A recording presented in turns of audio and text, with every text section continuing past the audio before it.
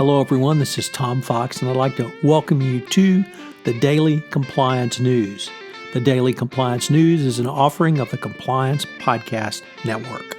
November 10, 2019, the Veterans Day edition. First up, just as execution is where the rubber meets the road for compliance professionals and CCOs, the same is true for entrepreneurs. And as all businesses should start with a good idea, nothing can fritter away potential more than poor execution.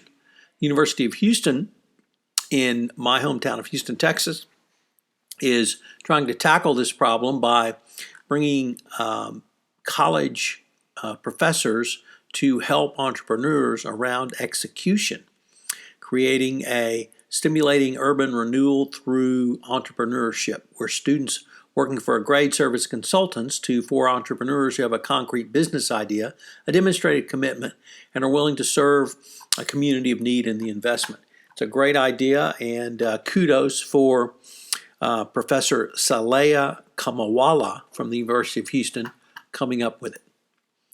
Next up, from the Washington Post, the leading suspect in one of Mexico's biggest corruption cases has disappeared. Surprise, surprise. It was the third hearing in a case where a General Tarwitz, I should say, was scheduled to appear, but he has missed the hearing. His lawyer said he was out of the country.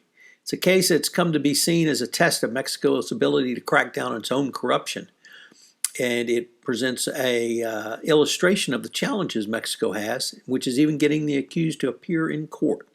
So once again, Mexico is facing lots of issues around bribery and corruption, and they continue to be challenged in this area.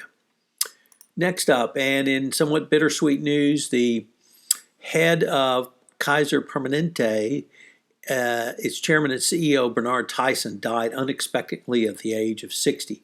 He was the first African-American to head the company as CEO when he took the position in 2013. He worked at Kaiser Permanente for more than 30 years in roles including hospitals, administrations, chief operating officers, and had been on Time magazine's list as one of the world's most influential people and one of the healthcare 50.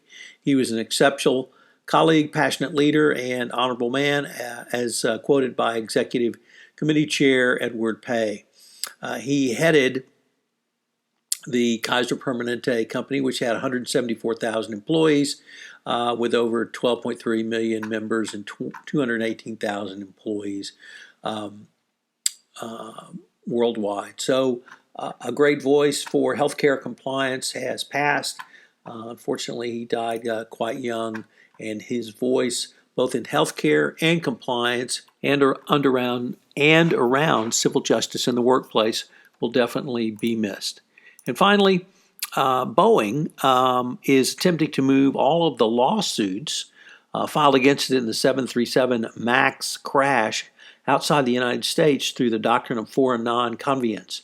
I have some experience with this motion and doctrine, and it's really a way for Boeing to try to avoid a U.S. liability.